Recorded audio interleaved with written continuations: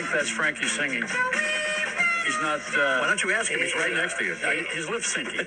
So it's either that or some kid with a high voice. Yeah.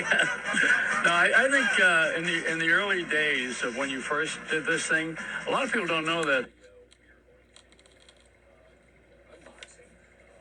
Right. This is not the Four Seasons background music. No. Well, we recorded several different ways. Yeah. We recorded self-contained. We recorded with small rhythm sections, and we also recorded with major orchestras. And this was a big one. This is London. That was it, man. And Bob Crewe, who was the producer at the time. Exactly. Yeah. And he had Bob had a fantasy. He thought he was rich. No, he might have been. Not then. No. He might have been rich had he, had he watched his money a little better. Well, the thing that we all were doing, and we lived the history of rock and roll. You have, I have. We both have lived the history of rock and roll. Yeah. And it's changed so dramatically now that I must confess, and I will, that I got lost on the music now. I'm finally coming to that point where I can't be a jock anymore. Are you trying to tell me that you've come to realize there is no music business anymore? Right. That's right.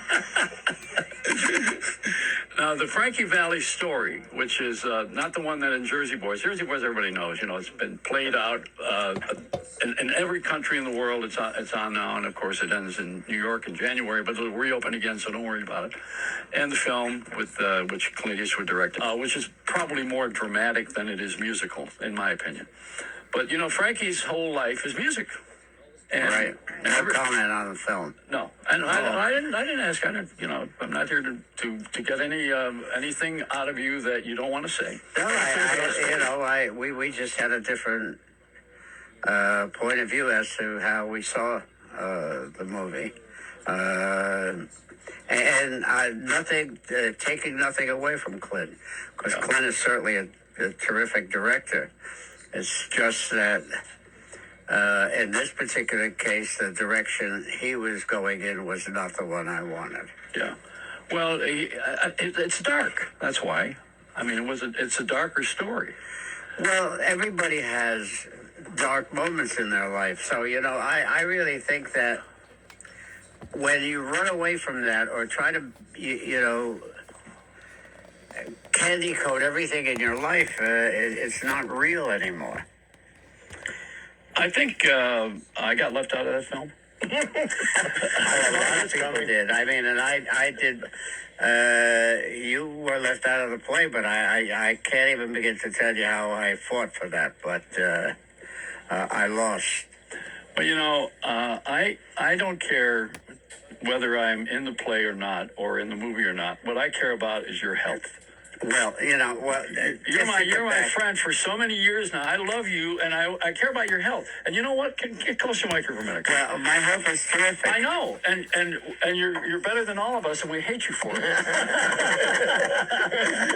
We want to know what the secret is. You just did eight shows on Broadway. I mean, I think 2 a day. One of them or 2 matinees. I don't know. No 2 shows. No, those are the Steel Pier days. Yeah, those are the old days. But wait a minute, you're there for 2 hours doing this show and incredible performance, and it's. But it used to be worse than that. I mean, I remember working in Atlantic City on the Steel Pier, and the first show was 11:30 in the morning.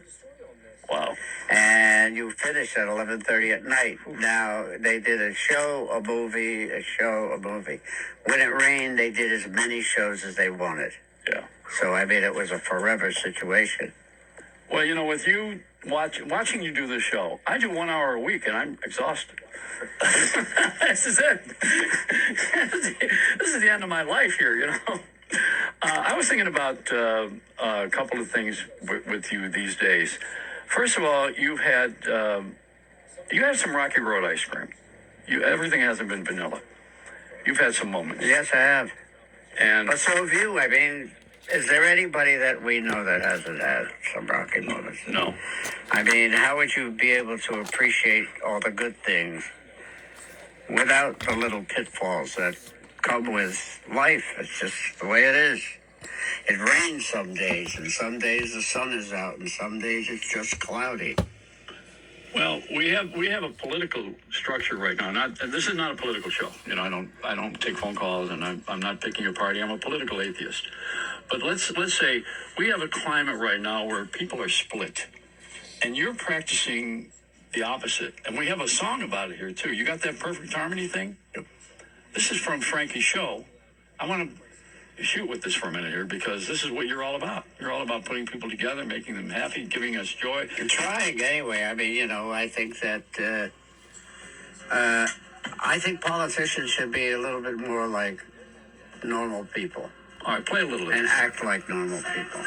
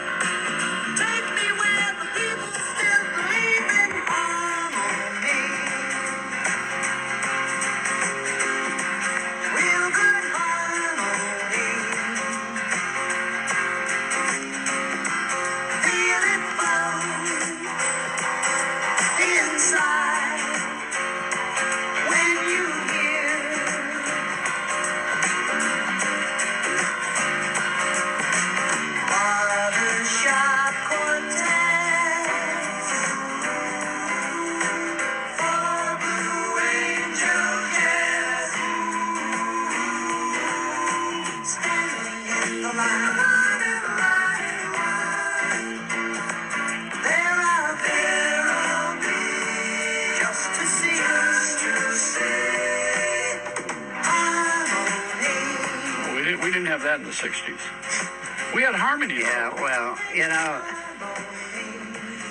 it's that song is kind of a representation of the way I feel about the fact that we all do need each other. And why we don't sometimes understand that is way over and beyond. We live in a great country, and we should have opinions, but we should never get mad at each other for the opinion that we have. You shouldn't be against somebody because they're overly liberal or they're overly conservative. It's only when somebody does something that actually affects you. The problem is we're in everybody's life, and we need to learn how to get out of it and be friends and accept each other for who we are and what we are. When and I don't think I ever told this on the air, but in the 60s when I first met Bob Crewe, and the Four Seasons was Frankie and Nicky. I always loved Nick. And Tommy DeVito and Bobby Gaudio. When you guys all came to Buffalo, which was like a punishment, and you came to my house. My father was a junk man. In Italy, he was a fighter. And then he came over here and he became a guy who had to make money in the steel plants, and he became a junk man. And my mother had just watched the kids. They stayed at home in those days. And you guys all came over the house. You can't imagine how these guys were not famous yet. They were just coming off a one-hit record, which my mother wouldn't know, and my father wouldn't know, but he knew that they were popular. And you know what they had with them? You talk about harmony. They had Dionne Warwick. She came over the house with you at that time. She was hanging around for some reason. She was on a special, I think we were doing. And she was black. And my parents weren't used to having the mixed culture. We didn't do that in the 60s. It was civil rights time. And my mother didn't know how to act, and my father didn't know how to act, but we all got along. We had a harmony. See, that's because you didn't live in a project. That's true. See, I lived in a project, so we were family. Yeah. Well, it was a good beginning for me, and I don't see color now at all because all I see is money. I see green. We've become a green country. Right. We're not black anymore. When you look at somebody and they're not green, you say, well, I've got to get away from this. I must be in the wrong place. Are you still doing this for the money? I do what I do out of love. Yeah. When I look at my life sometimes, and I've given just about every second that I could possibly give to entertaining or making records that's somehow involved in music. If I never made it, I'd probably be working in some little bar in Newark for 8 or 10 or 12 bucks a night, and it'd be okay. I mean, if you love, it's very, very important to love what you do. Yeah. That is so important. And people start out wrong. I think it's a big mistake. Everybody wants to send their kids to college. And they all want their kids to be doctors and lawyers and accountants. And what about bricklayers and carpenters and plumbers? Well, those are the And, Italians. the point is that what about the arts in this country? What's happened, as far as I can see, is that we don't put enough time educationally in the arts, music, art. Maybe some of these kids who get in trouble would not get in trouble if they had a way to use this energy. And some of them are very, very talented. I've seen paintings from kids who've done time, who have never taken lessons in school or anything, that would blow your mind. Frankie, we were talking off the air about smoking, and I haven't smoked. I don't drink, smoke, or do any of that stuff. They don't want me in Vegas. I don't even womanize. I don't gamble. They want me out of there. What do you do? But there's a porno. That's all. No, there's nothing much going on with this harmful stuff. So that I'm living healthy as an older man. And you are too. Yeah. Well, you come to a point in your life where you get smart. You know what I mean? You begin to realize a lot of things. And smoking, the tobacco companies over the years have learned how to do tricks and do things to tobacco to make you become addicted to tobacco. Whether you're drinking or smoking or drugging, to miss that important part of life and just be high on life. And the fact that there's a sun and a moon and there's stars and there are possibilities, you're doing an injustice to yourself. You're not getting the full potential out of what can come of you. But very, very important, love what you want to do. Really love it. You can only excel in things that you actually love. Well, Mike Cave here, I introduced you to him. He's one of the he's sponsoring this whole show, Mike is an entrepreneur, and he has a chocolate works company, a title company, and he's got a vaping company, too, because his mother stopped smoking to avoid, she had cancer, and she vaped to stop smoking. So Mike here is, and you and I were talking off the air, and you used to smoke. You smoked a lot. I smoked 4 packs of cigarettes a day. That's how your voice got right. Well, everybody, I listen to and watch some of the things today, and everybody says, don't drink and it's better, you can do a little weed and it's okay. Well, you get the same things that go on in weed that go on in cigarettes. It does the same thing to your lungs. So it's up to you as to what you want to do with your life and how important your life is and how long you want to be around. Oh, boy, is that an interesting one. I choose to live. So do I. Yeah. Now, Mike, you want to ask Frankie something? You're sitting right here. You're in the room. Yeah, no, I appreciate it. Well, just to circle back on the vaping, my wife actually, and we spoke about this, was a smoker for about 16 years. And when I met her, we got her to quit. And the type of device that it is, it's less harmful, a lot less harmful than smoking. So, the jury's still out, but they're showing it to be more helpful to people get off smoking. My mom never had cancer. This is for her to stop having it, to not get cancer. She's been smoking for her whole secondhand life. smoking could be just as bad Just as bad. smoking. Just as bad, yeah. But in your life, what was the most difficult point in your life, and what was the most accomplished point in your life? Throughout your career, your storied career. I went through a personal situation in my life. In 6 months, I lost 2 kids. That was very tough.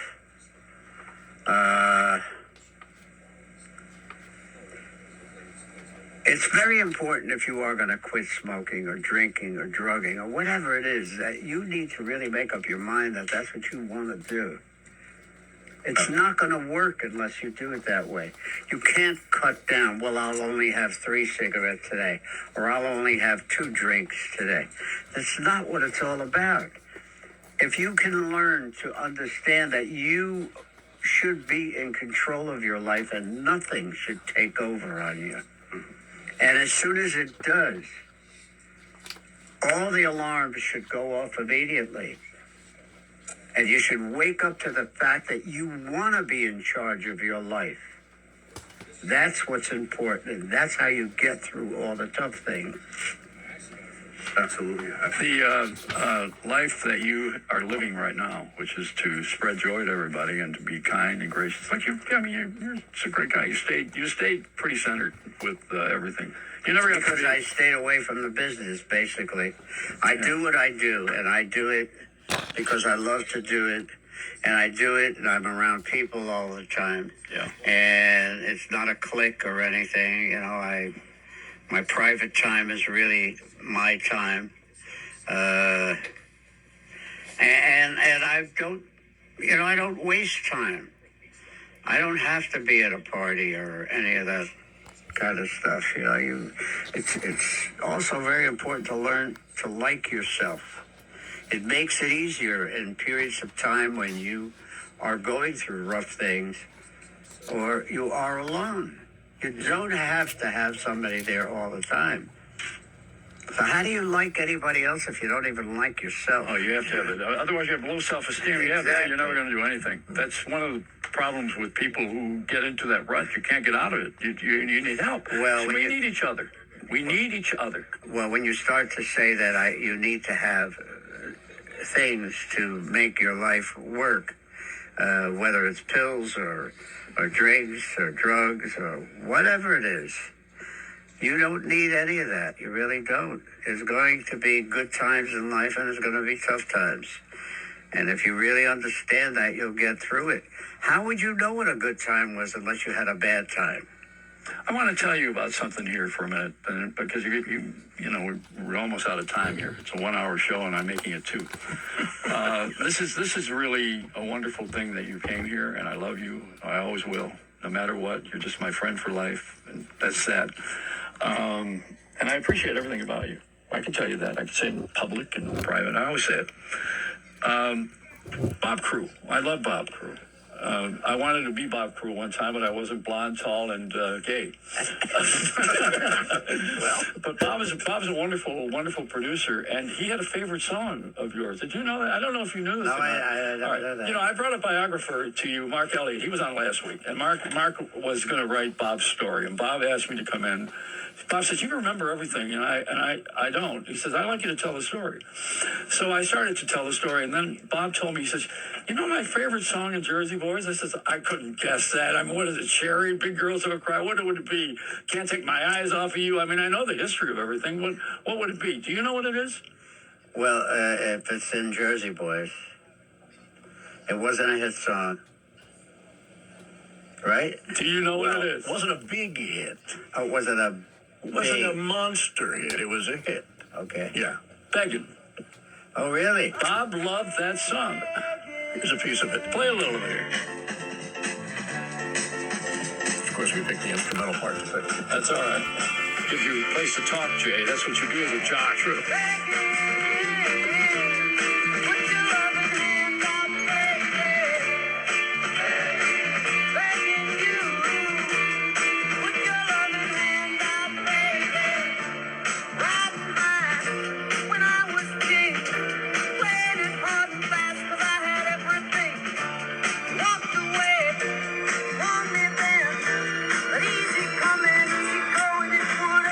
This was a bigger hit in England years later. It was. Years later. Yeah. Now, what do you Well, think? Does that strike your fancy that Bob loved this thing? You surprised? No, I mean, listen, there are a lot of songs that I love as much as some of the songs that I did record. Yeah. One of my favorite songs Swear on God. I mean, That's a great New York hit. Yeah. It Now, really what is.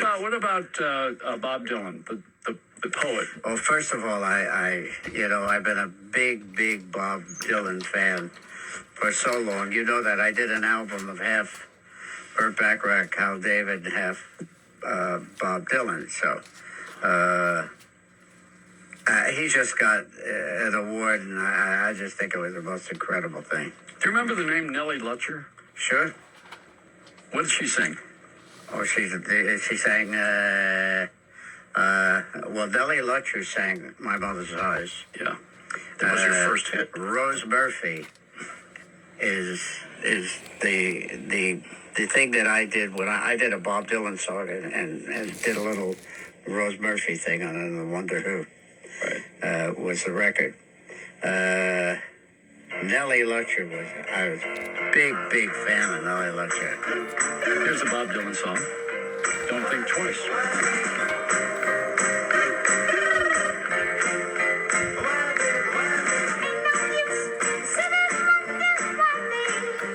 So cool.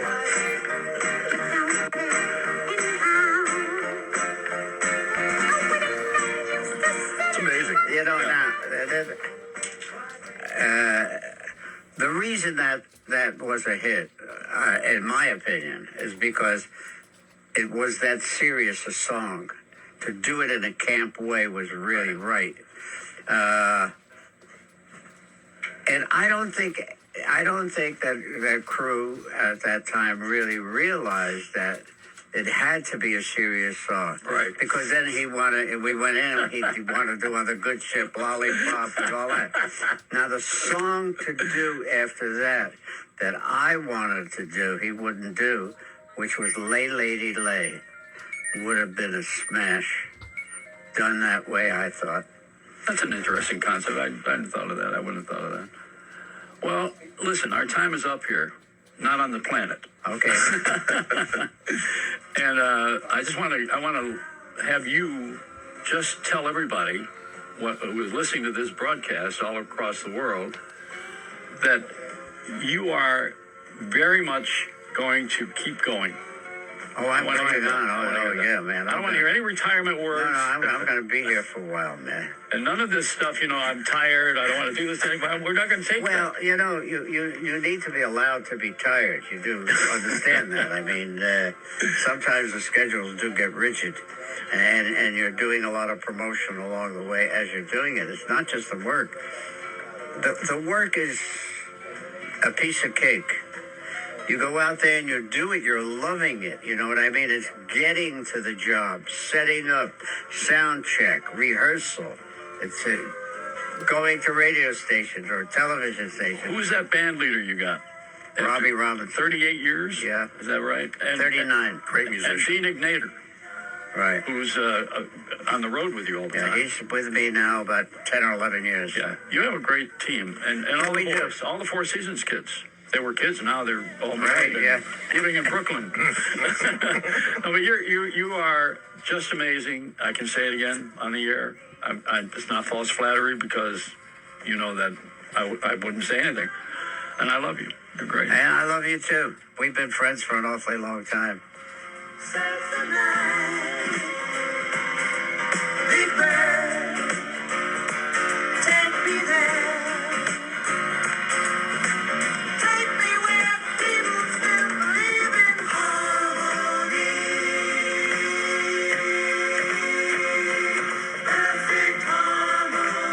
That should have been a hit, too.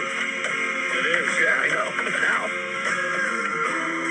I got to give Frankie one of my Joey Pops from the Chocolate Works here. They put my picture on a sucker here. You got to do something? I have to do something. All right, Thank you, do it. Frankie, very much. You got to get him out of here. He's got a flight to get out of here. And this portion of the late Joey Reynolds show is brought to you by Pink Tie 1000's Halloween Spooktacular. It's tomorrow in Melville, Long Island. For tickets and details.